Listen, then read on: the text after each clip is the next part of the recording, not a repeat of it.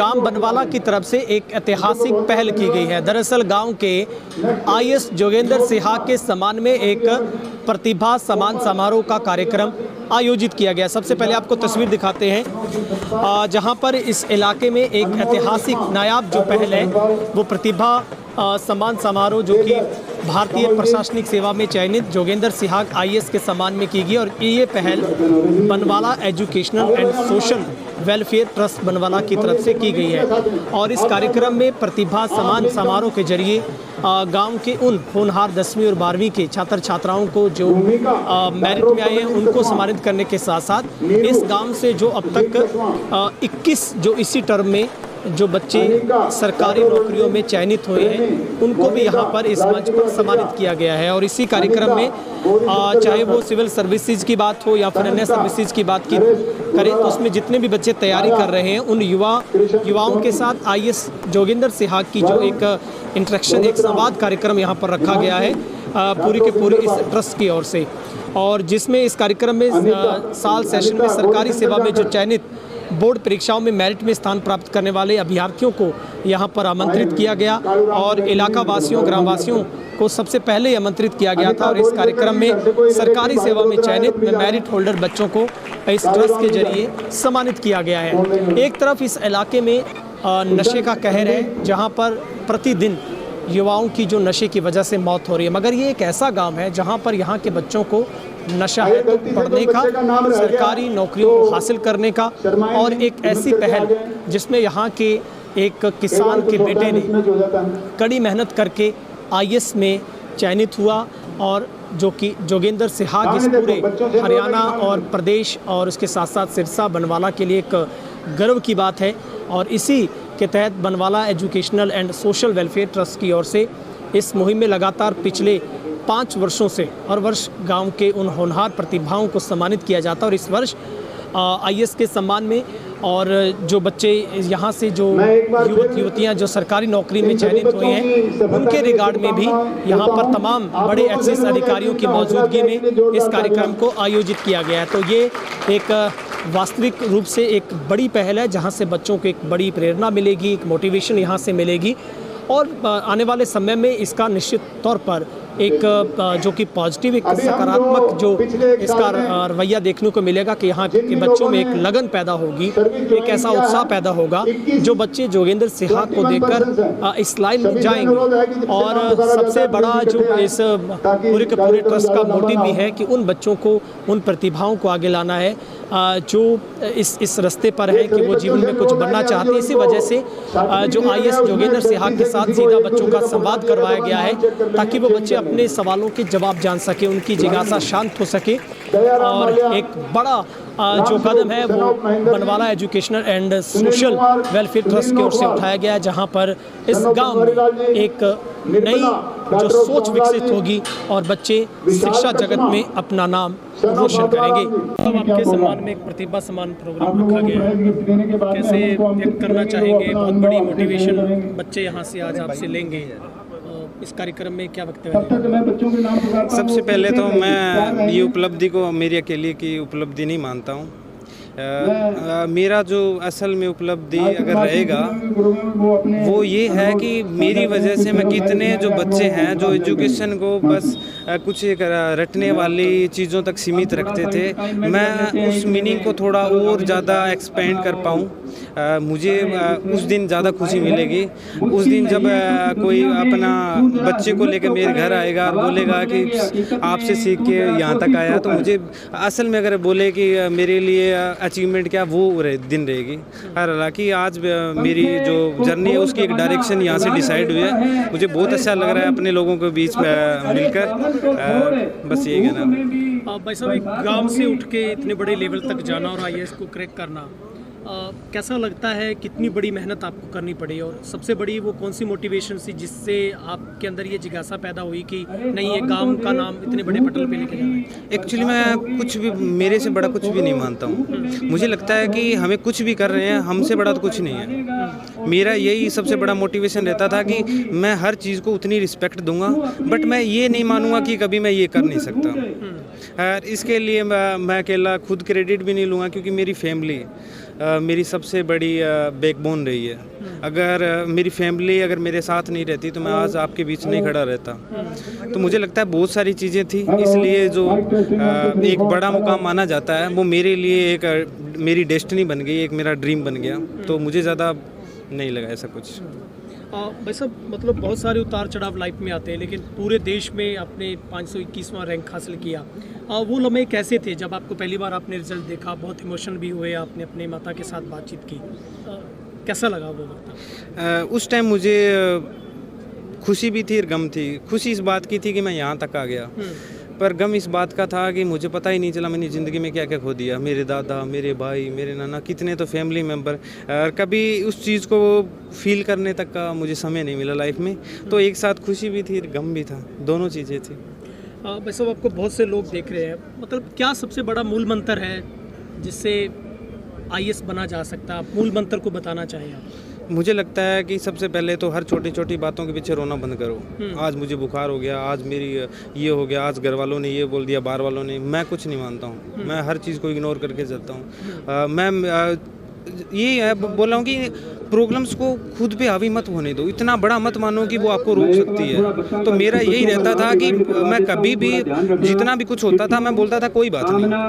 अगर आज मुझे लग रहा है कि मैं 8 घंटे काम करूँगा, पर मैं 8 घंटे काम करने के बाद दिन मैं डिसाइड करता था मैं 2 घंटे और करूँगा। तो यही मेरा मोटिवेशन रहता था कि मुझे अपने काम से प्यार था। सुबह उठते मुझे कोई जगाने वाला नहीं था कि मुझे 5 बजे उठ के टेबल पे बैठ के पढ़ना है। मेरे अंदर ही रहता था कि मुझे बैठ के पढ़ना है। यार मेरी बायोलॉजिकल जो साइकिल थी उसमें ये चीज़ें ऐड हो गई थी कि मुझे यही करना है। यार मैं सच में बताऊं, अगर मैं 5 दिन भी अपने इस चीज़ को शेड्यूल को चेंज करता था मुझे ऑटोमेटिक एंजाइटी हो जाती थी। तो मुझे लगता है कि मेहनत मेरी हैबिट बन गई थी। और अगर आप बना लोगे तो आप कुछ भी अचीव कर सकते हो। तो ये कोई मैटर नहीं करता आप गाँव के हो, आप शहर के हो, आप ये हो, आप वो हो, ठीक है। तो मुझे लगता है सबसे अगर बड़ी बात ये है इग्नोरेंस।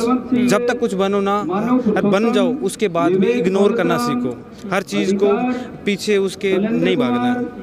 बस ये अभी बहुत सारे बच्चे हैं जो मेरिट में वो आपके हाथों से सम्मानित होंगे, उनके लिए क्या मैसेज इस पूरे इलाके के लिए आपका है कि वो बच्चे भी इस धारा में आगे आएँ और कम से कम आपको देख के हर गांव से IAS IPS निकलना चाहिए यहाँ से? मुझे लगता है कि हमारे बच्चों में एक चीज़ की कमी है, वो है विज़न।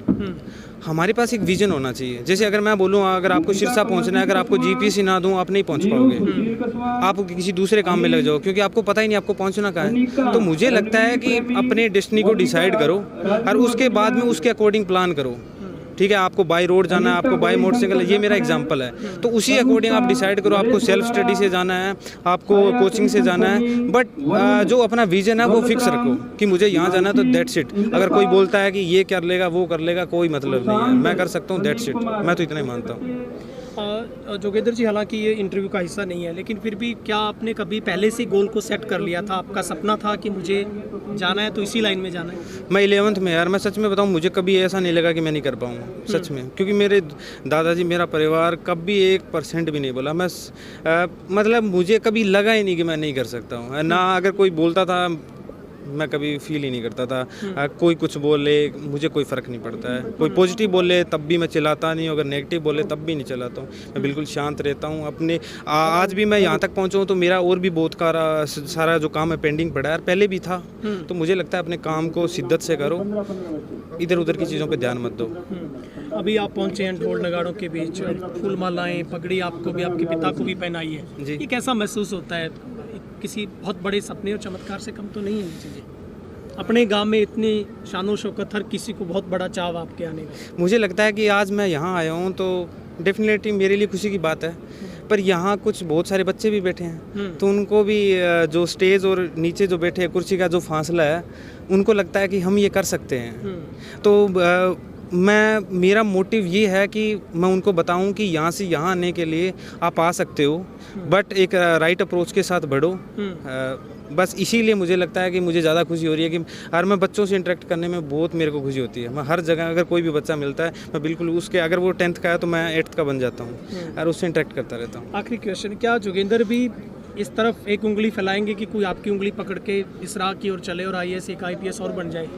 मुझे लगता है कि मेरी भी किसी ने उंगली नहीं पड़ी थी, पकड़ी नहीं थी, बट एक लाइट की तरह रहे थे।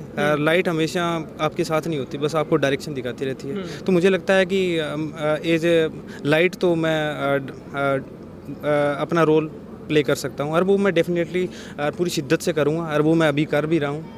तो बस मैं करता रहूँगा जो मुझे मतलब जो मेरा ज़मीर बोलता है कि मैं इस गांव से उठा हूँ, इस गांव में जितना मैं कर सकता हूँ अपने एंड पे हर मैं करता रहता हूँ। आज भी मैंने पता नहीं मुंबई, प्रयागराज, उत्तर प्रदेश, पता नहीं कितनी सिटी मैंने विजिट की है। हर जगह में अगर एजुकेशन के लिए कुछ भी अगर जान रहा हूँ तो वहाँ का मेरे माइंड में एक थॉट रहता है, मैं अपने गाँव में इसको कैसे इम्प्लीमेंट कर सकता हूँ, और वो ही निचोड़ मैं यहाँ बताने की कोशिश करूँगा। ठीक है, wish you all the best. Thank you so much. Thank you so much.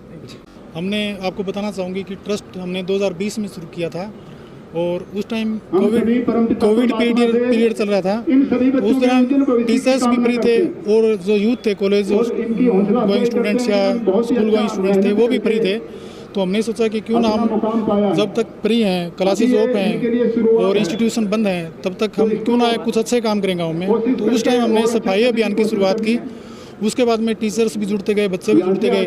फिर हमने इसको 2021 में ट्रस्ट को रजिस्टर करवा लिया, और ट्रस्ट के मुख्य कार्य है वो है कि स्पोर्ट्स, एजुकेशन के मामले में और हेल्थ के मामले में हमारा मुख्य एजेंडा रहता है इनके फील्ड में काम करने का। तो ये हमारा आज छठा प्रतिभा सम्मान समारोह हम आयोजित करने जा रहे हैं, और सबसे मुख्य उद्देश्य तो हमारा ये था इस बार। सबसे ज़्यादा खुशी की बात ये है कि हम जो हमारे गांव से IAS जोगेंद्र सिहाग जी सेलेक्ट हुए हैं, उन्होंने हमारे गांव का नाम पूरे स्टेट में और ज़िला में तो है ही है, उन्होंने रोशन किया और हमें प्राउड फील किया है। तो उनके सम्मान स्वरूप हमने एक प्रोग्राम करना था। तो किसी कारणवश जोगेंद्र जी के प्रोग्राम इतने बिजी थे कि हमें बड़ी मुश्किल से उनका शेड्यूल में से टाइम मिला है। तो उस दौरान हमने ये प्रयास किया कि ये प्रोग्राम सक्सेसफुल रहे, और हमारा उद्देश्य ये है कि गांव में जितना एजुकेशन के मामले में काम किया जाए, सिर्फ बनवाला नहीं, आस पड़ोस के गांव में भी हम ये ट्रेंड सेट करना चाहते हैं कि एजुकेशन के मामले में जितना आगे बढ़े हम, उतना ही हमारा जो गांव है, देश है, देहात है, वो आगे बढ़ेगा। और हमारा उद्देश्य ये भी रहता है कि हम गांव से एक ऐसी नर्सरी तैयार करें जिसमें IAS IPS ऑफिसर उनकी और ज़्यादा अपॉइंटमेंट्स हों। तो इसी तरह से हमारा प्रयास रहता है। हमारे ट्रस्ट में निराम कासने जी प्रधान हैं, वो हमें मार्गदर्शन देते रहते हैं, और हमारे पूरे ट्रस्ट की पूरी टीम है वो हर काम में, गांव में, ये नहीं है कि ये तो चलो आधिकारिक कार्यक्रम है ट्रस्ट का, इसके अलावा भी कोई कार्यक्रम है वो हम बड़े हर एक कार्यक्रम में पूरा ट्रस्ट है वो सहयोग करता है, जो भी सामाजिक कार्य गाँव में होता है। तो एक बार पुणे से आपका मुकेश जी, गुरविंदर पन्नू जी, आप सभी का स्वागत। हमारे गांव में आए, हमारी कवरेज दी और आपने प्रमोट किया अच्छे कामों के लिए, इसलिए आपकी टीम में बधाई की पात्र है। बात रही मोटिवेशन की, तो ये तो अवश्य ही मोटिवेट होंगे बच्चे, क्योंकि इस तरह की प्रतिभाएं जब हमारे गांव में निकल के जाएंगी तो बच्चे इससे प्रभावित होते हैं। उनको भी ऐसे लगता है भी अगर जोगिंद्र साहब IAS बन सकता है तो हम भी बन सकते हैं, और बच्चे मेहनत भी करेंगे, उनको रास्ते भी मिलेंगे। वो इस तरह की मतलब जो इस कार्यक्रम का नाम हमने लिखा है भी, इंटरेक्ट करेंगे IAS से, तो अगर वो इंटरेक्ट करेंगे तो उनको ज्ञान होगा और तभी वो अपने लक्ष्य को हासिल कर सकते हैं। तो आगे भी निरंतर रहेंगे सर ऐसे? बिल्कुल निरंतर रहेंगे। हमारा प्रयास यही है कि हमारे गांव से, हमारे एरिया से, हमारे ज़िले से बच्चे अच्छे निकलें, तभी बच्चे प्रभावित होते हैं। नहीं तो हमारे गांव में प्रतिभाएं बहुत होती हैं लेकिन वो दबकर रह जाती हैं। और अगर इस तरह के प्रोग्राम हम आयोजित करेंगे तो बच्चों को पता चलेगा, बच्चे इससे मोटिवेट, क्योंकि जब हम एक छोटे से बच्चे को 1 रुपये का सिक्का भी अगर इनाम में देते हैं तो वो भी उत्साहित होते हैं। आज हमने 10वीं 12वीं में जो मेरिट होल्डर स्टूडेंट्स हैं उनको मतलब एक प्रशस्ति पत्र और इनाम देकर उनको हमने प्रोत्साहित किया है, तो वो आगे और ज़्यादा अच्छा करेंगे और उनको ये भी लगेगा कि गांव के लोग हमें सपोर्ट कर रहे हैं। यही हमारा उद्देश्य है, भी बच्चे